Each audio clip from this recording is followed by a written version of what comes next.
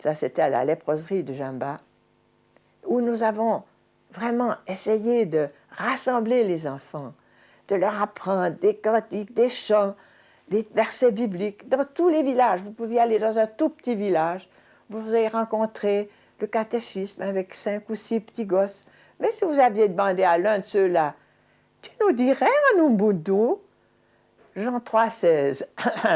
Je pense qu'il n'y en a pas beaucoup qui le savent. Vous voulez que je vous le dise en Ubuntu? Ochili, suko, sole, olwalindotio, waecha, omola heungunga, ocho vosi vokolela, kavafi, poeva kwete, omoyokopui. Ça, c'est la langue africaine que j'ai dû apprendre. Et ça veut dire Dieu a tellement aimé le monde qu'il a donné son Fils unique afin que quiconque croit en lui ne périsse pas, mais qu'il ait la vie éternelle. Alors, il y a eu un gros effort d'évangélisation parmi les enfants. Et je profite de l'occasion pour dire combien, dans nos pays aussi, l'évangélisation des enfants, pas la moralisation, on ne leur fait pas la morale. Non, on leur parle de cet ami merveilleux des enfants qu'est Jésus. C'est très, très important. J'ai vécu 4 ans sous régime communiste. Je dois dire que là où j'étais, ça n'a pas eu un trop grand impact. Sinon que le pasteur, qui était un homme magnifique, mais qui avait été une vraie brute autrefois, et qui avait été pris par les Portugais, qui étaient une sorte de garde-chourme, gendarme, c'est un beaucoup trop beau mot, pour attraper les gens, les envoyer de force dans les plantations des Blancs. Et un jour, cet homme, un de nos collègues missionnaires, qui s'appelait André Henry, avait eu l'idée de demander à l'administrateur portugais s'il pouvait aller parler de Dieu à ces hommes. Moi, je me serais dit, c'est inutile, c'est tout des ivrognes, c'est des gens épouvantables, ça sert à quoi? Il a pu parler. Et cet homme, qui était le pasteur avec lequel j'ai travaillé les dernières années, un tisan arraché du feu, comme dit la Bible, un type formidable. Et alors, il a été touché. Il a été bouleversé. Et assez rapidement, il s'est renseigné et il est devenu chrétien. Mais quand le communisme est arrivé, il y avait encore des vieilles rognes qui restaient d'il y a 20 ans ou comme ça, et c'est ça qui se réveillait. Ça fait que brusquement un jour, on est venu le chercher, on l'a battu, il a été emprisonné sans aucun tribunal, quoi que ce soit. Il a été pendant plusieurs mois en prison, maltraité, mais j'ai encore eu le privilège de le voir. À sa sortie de prison, il avait passé chez lui, cherché sa vieille Bible, tout écorné. Et quand il m'a vu de loin, il m'a crié « Tu sais, ça tient !» Il n'avait pas de Bible en prison, mais les Noirs savent beaucoup de choses par cœur. Hein? Et il avait fait l'expérience que les promesses de Dieu, ça tient.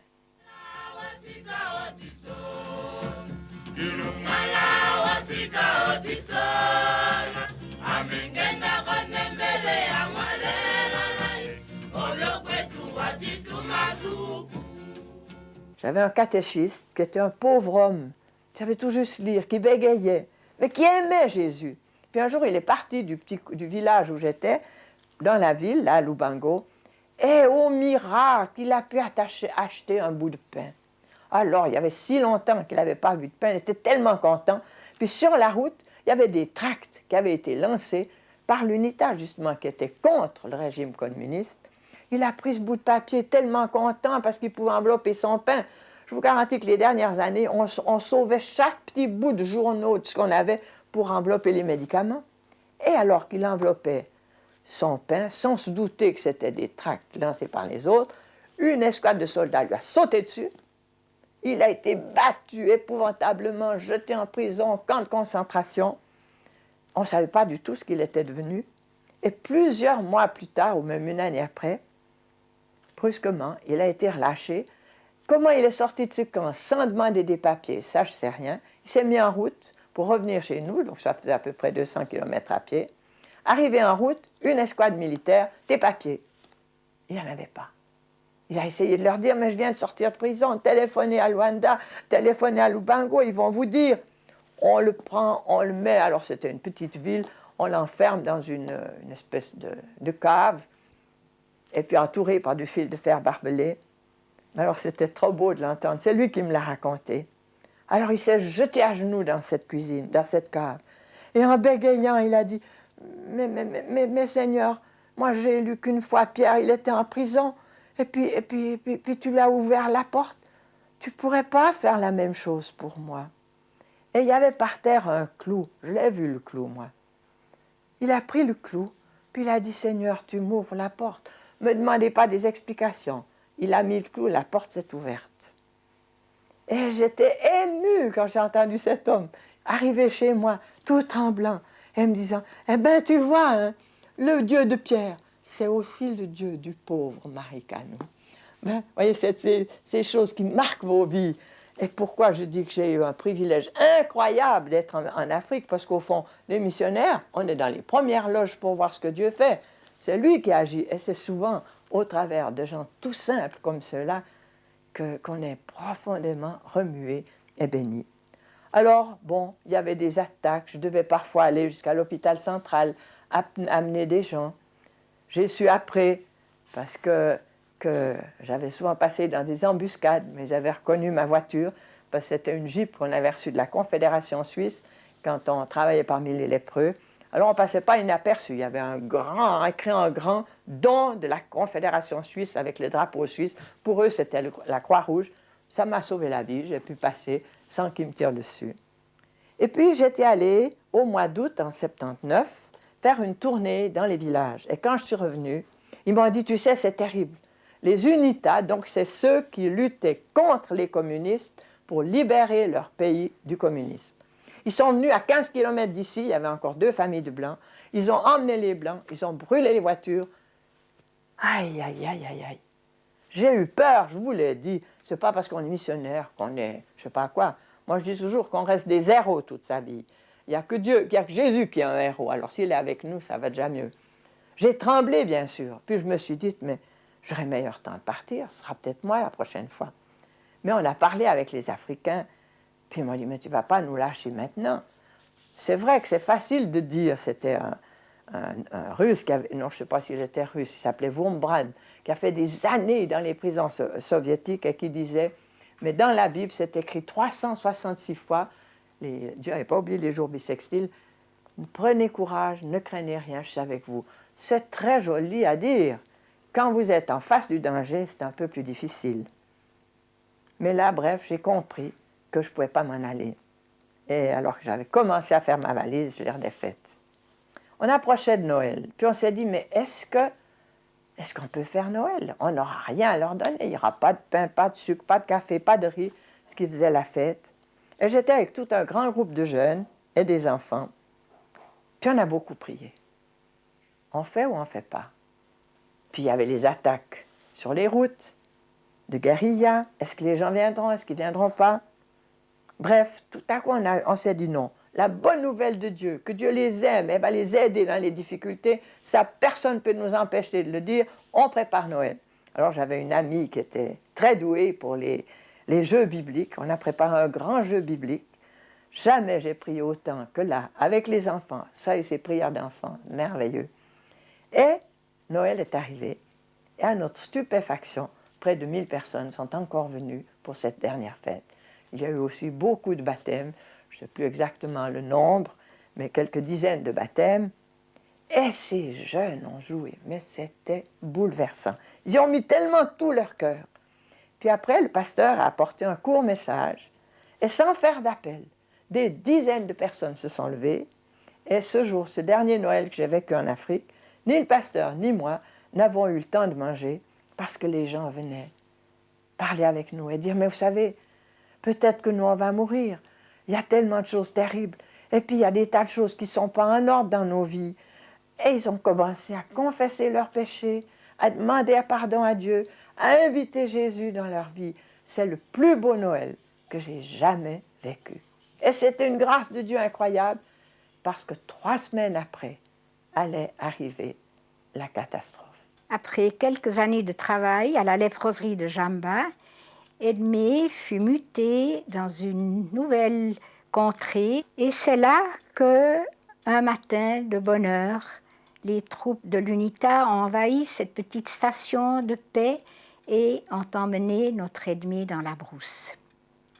Ce n'est que quelques jours après que nous avons appris la nouvelle. Nous nous sommes dépêchés d'aller sur place avec mon mari Et c'est là que nous avons vu cette maison si ouverte pour tout le monde, qui était criblée de trous, de balles. Et à l'intérieur, c'était une dévastation.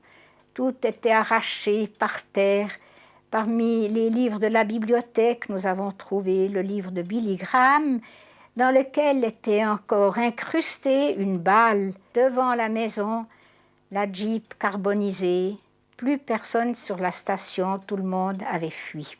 C'était le 18 janvier, 5 heures du matin, j'étais debout, quand tout à coup, j'ai entendu une terrible fusillade. Ah! Les unités sont là. Je me suis dit, mais quelle horreur. Moi, j'ai 64 ans.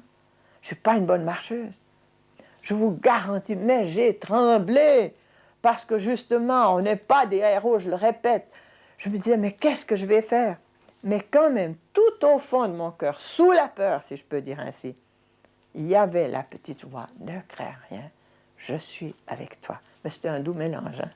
Puis avant que j'aie le temps de réaliser, ma maison a été envahie par les soldats. Je ne sais pas combien ils étaient, je ne peux pas dire, je pense qu'il y avait une centaine de soldats, peut-être en tout, qui dépouillaient l'hôpital, et puis qui sont entrés dans ma maison, et j'étais là dans un coin. J'ai dû assister, impuissante, arracher mes rideaux, déchirer mes livres. Enfin, c'est des moments difficiles à passer, vous le devinez.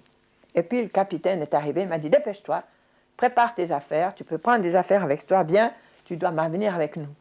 J'ai essayé de parlementer, je dis, mais tu n'y penses pas quand même. Moi, j'ai 64 ans, j'avais déjà des cheveux blancs, comment tu veux que je marche? Je te dis, dépêchons-nous, il faut partir. Alors moi, j'ai eu du privilège, j'ai pu prendre des couvertures, j'ai pu prendre 1 ou 2 habits de rechange, j'ai même pu courir dans ma Jeep chercher ma réserve de médicaments, et là, oh horreur, j'ai vu qu'ils soulevaient le couvercle, mettaient du bois, ils y mettaient le feu, et j'ai pu prendre alors surtout, cadeau des cadeaux, ma Bible et mes lunettes, et j'ai dû partir. Mais voilà, comme j'étais proche de rentrer en Suisse, j'avais amené à la station centrale, à Kaloukem, tous mes bons souliers, mes bons habits, si bien que j'avais que des socles aux pieds quand ils m'ont emmené.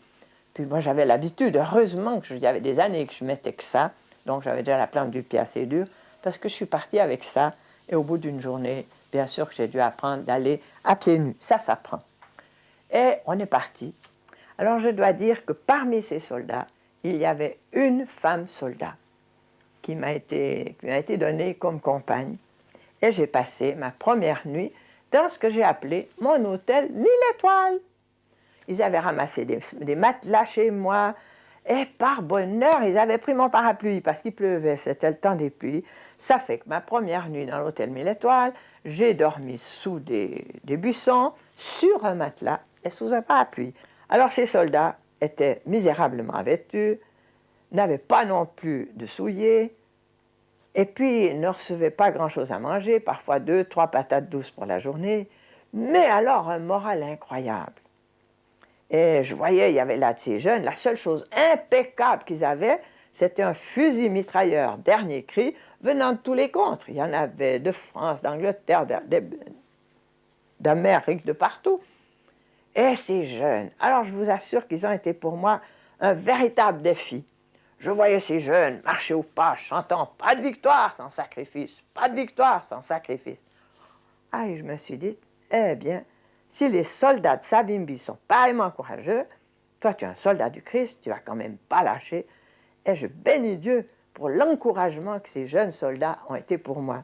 Je dis souvent en souriant que leur chant « Pas de victoire sans sacrifice », ça a été le sermon le plus court de ma vie, mais celui-là, je l'oublierai jamais.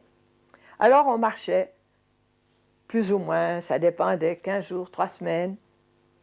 Ça dépendait aussi le nombre d'heures, parfois 6 heures. Le plus que j'ai marché, c'était 9 heures. Et moi qui suis une mauvaise marcheuse, puis à pieds nus, j'étais alors exténuée. Puis on arrivait dans une forêt, on allumait un petit feu, pas trop grand, pour qu'au moins si les avions ennemis passaient par-dessus, on devait tout de suite l'éteindre. Et puis là, presque tous les soirs, j'ai essayé, je parlais bien leur langue, ce qui était évidemment un très gros avantage, et je chantais avec eux des chants, des cantiques qu'on chantait soit chez les catholiques ou les protestants, et puis je priais avec eux. parfois j'étais tellement à bout que j'avais plus la force de faire ça. Alors il venait et il me disait, dis grand-mère, tu chantes pas ce soir? On a eu vraiment un très bon contact. Parce que la chose merveilleuse, c'est que je n'ai jamais eu de haine contre ces gens qui m'avaient emmené.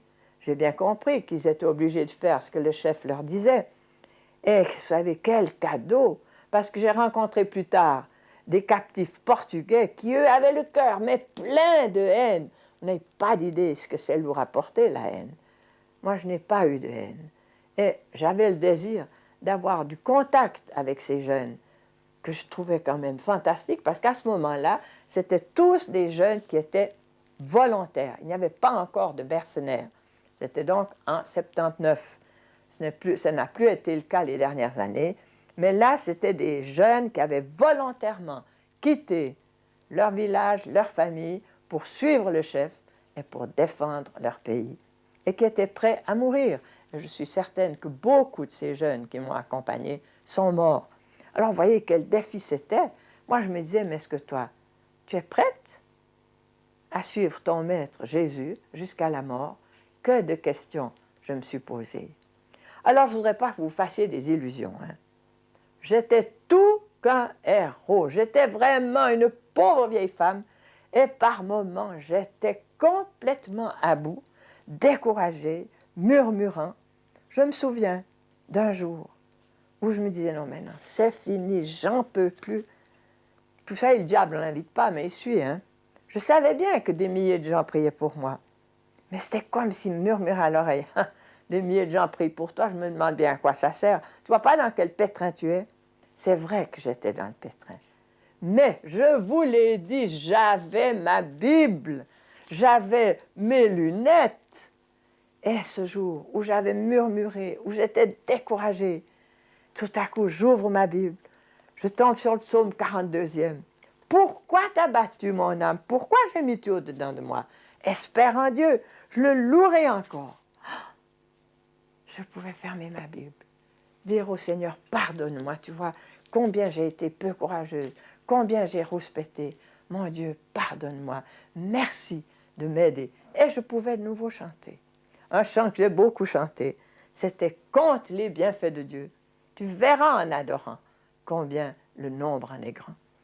J'ai vu que quand je chantais ce petit refrain, c'est comme si je donnais presque un coup de pied au diable qui me laissait tranquille. J'avais de nouveau le courage de marcher.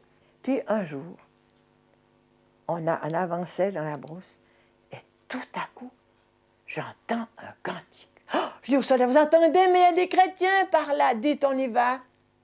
Alors je vous le disais, t'es gentil. Je dis, ben allons-y. On n'a pas été très loin. Et là, il y avait un petit groupe, je ne sais pas, une dizaine, vraiment n'ayant plus que la peau et les os, une vieille Bible, tout écorchée. Ils chantaient. On s'est approchés. J'ai pu chanter avec eux, prier, lire la Bible. Le voyage continuait. Mais vous savez, dans la brousse, ce n'est pas les grosses bêtes qui sont les plus dangereuses et dont on a le plus peur. C'est toute la vermine, les punaises, les tiques, les puces, si bien que j'ai été dévorée. Et tout à coup, je suis tombée malade avec une fièvre terrible et on a dû s'arrêter pendant une semaine dans la brousse. Dans un autre camp militaire, j'ai été rattrapée par des captifs portugais qui, eux, c'était justement ceux qui avaient été enlevés tout près d'où j'habitais et qui avaient marché, qui étaient dans la brousse depuis 7 ou 8 mois et qui avaient souffert infiniment plus que moi, surtout justement à cause de la haine qui était dans leur cœur. Ils provoquaient la haine chez ceux qui les emmenaient. Et alors nous avons terminé les quelques 300-400 derniers kilomètres et ces captifs portugais ont continué le voyage avec moi. Et c'est alors qu'un soir, on était assis au bord de la forêt, se reposant un petit peu, et tout à coup, j'ai vu une immense troupe de soldats. On a peur, bien sûr, on ne savait jamais, est-ce que c'est l'UNITA, est-ce que c'est les communistes?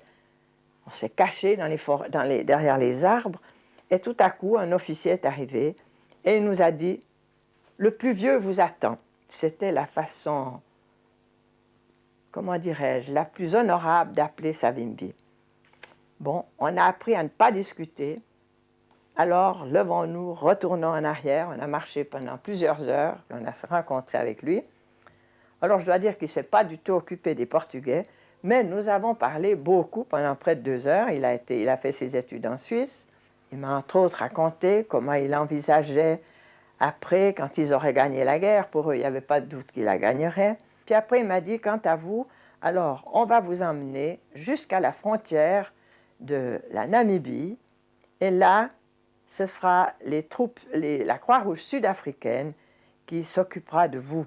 Et on s'est séparés. Et alors, nous avons encore marché pendant 3 semaines. Mais à ce moment-là, on était dans une région semi-désertique. Et il faisait tellement chaud et du sable brûlant que je ne supportais plus d'aller à pieds nus. Alors, ils avaient un vieux bout de pneu qu'ils avaient pris, qu'ils avaient dans un camp militaire, et ils m'ont fabriqué un genre de sandales qui m'a quand même bien aidé. Alors, on est arrivé très près de la frontière namibienne. Là, j'étais de nouveau bien malade. Je pensais que je rentrerais sur un brancard. Et ça a été peut-être le plus difficile, parce que là, on a dû attendre presque 3 semaines, se demandant qu'est-ce qui va se passer. Et avec ces Portugais, un jour, on s'est dit, il faut qu'on essaye de fuir. On avait fixé une date. On s'est dit, si jusqu'au, je ne sais plus, 22 mai, on n'est pas libéré, alors on tente le tout pour le tout.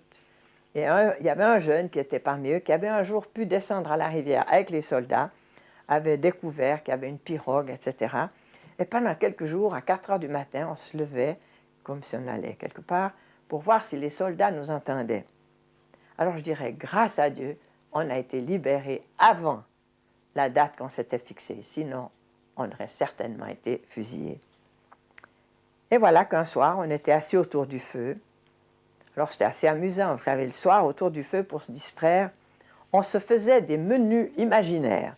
Les Portugais m'expliquaient toutes les recettes qu'on peut faire avec le hareng séché, et moi, toutes les recettes au fromage, bien sûr. On se passait la soirée comme ça. Mais j'ai aussi toujours essayé, avec ces Portugais, de lire quelque chose, de prier avec eux. Et un jour où c'était 3 jours avant qu'on soit libérés, où de nouveau j'ai eu ces coups alors de découragement total, je me suis éloignée peut-être 3-4 mètres sous un arbre. J'ai crié ma détresse à Dieu. J'ai dit, mais j'en peux plus, secours-nous. Et j'ai fait ce que je n'ai pas l'habitude de faire.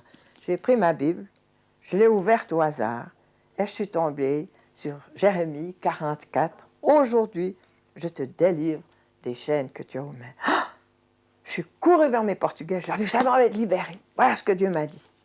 Alors j'ai dit des fois en riant, s'ils avaient été des Vaudois, ils auraient dit, on verra voir. C'était le mardi. Je me suis dit, aujourd'hui, bon, ça fait 24 heures, ça peut être demain. Mercredi, rien. Jeudi, rien. Ah, quel découragement. Mais c'est vendredi, le soir, que tout à coup, le capitaine est venu et a dit, dépêchez-vous, prenez vos affaires, on doit partir, on nous attend à la rivière. Alors, je vous le répète, on ne posait pas de questions, on obéissait. On est parti, puis on est arrivé au bord de la rivière, le Kubango. Et là, j'ai entendu quelqu'un en anglais qui m'a crié, on est là, dans quelques jours, tu seras en Suisse. Un soulagement et en même temps une immense détresse parce que je savais que mon temps en Angola était fini. Mais quand même, là, le soulagement était encore plus grand. Alors, on a traversé le fleuve en pirogue, puis de l'autre côté, il y avait une jeep, puis il y avait des voitures qui nous ont emmenés. On était à peine arrivés, une ville militaire qui avait été construite là pour défendre, à Rundu, que de nouveau une fusillade. Mais quelle horreur ce qu'on a tremblé quand tout à coup on a réalisé qu'on était du bon côté.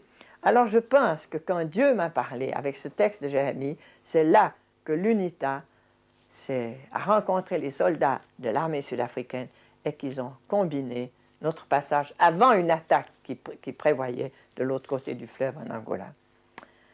Quel soulagement! Et puis alors je peux vous dire qu'une des merveilles en arrivant en Namibie, ça a été un bain! Après 4 mois, pas me laver les cheveux, rien de pouvoir plonger dans une baignoire. Je n'avais jamais dit merci à Dieu, mais je crois bien que je l'ai dit ce jour-là.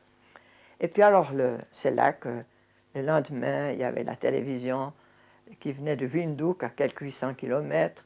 Et puis, on a été emmenés par avion militaire jusqu'à Pretoria. Et c'est le jour de l'ascension que je suis arrivée à Cointrin.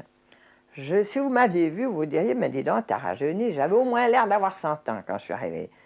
J'avais plus que la peau et les os à mon tour.